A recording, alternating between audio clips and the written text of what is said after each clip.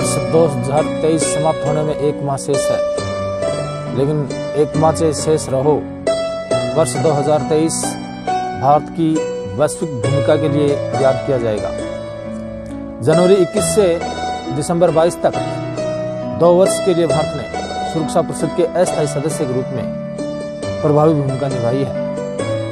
इसके बाद 2023 में भारत को G20 देशों की अध्यक्षता करने का मौका मिला और भारत ने शिखर सम्मेलन बखूबी आयोजित भी करा लिया नई दिल्ली में। इसके साथ ही भारत को शंघाई सहयोग संगठन की अध्यक्षता प्राप्त होना और शंघाई सहयोग का एक शिखर सम्मेलन भारत में आयोजित भी किया जा सका है। इन सब के इतर इन तमाम वैश्विक घटनाओं के बावजूद 12-13 जनवरी 2023 में नई दिल्ली में वॉइस ऑफ ग्लोबल साउथ शिखर सम्मेलन का भी आयोजन किया गया। ग्लोबल साउथ शिखर सम्मेलन एक नई कंसेप्ट निकल करके आई है, जो कमोवेश रूप में भारत के परंपरागत विदेश नीति का जो एक हिस्सा रहा है, दक्षिण दक्षिण सहयोग, उसी का एक अग्र रूप है। क्या है ग्लोबल साउथ?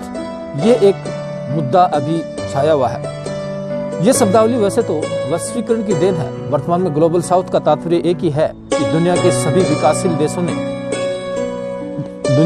विकासशील देशों से लिया जाता है, अर्थात विश्व के विकासशील व गरीब देशों को सामूहिक रूप से ग्लोबल साउथ के रूप में जाना जाता है। ये देश वैसे ही है जैसे 1964 में अंकटाड सम्मेलन के परिणामस्वरूप G77 की स्थापना की गई थी।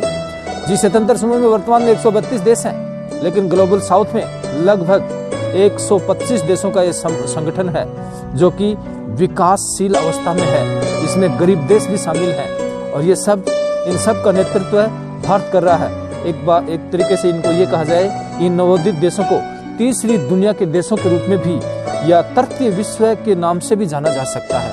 और इन सब के बावजूद तृतीय विश्व शब्द का प्रयोग सबसे पहले चीन के समाजवादी नेता माओ ने किया था। शीत युद्ध के दौरान विश्व में विकसित पूंजीवादी देशों और साम्यवादी देशों के बीच गुटबंदी चल रही थी।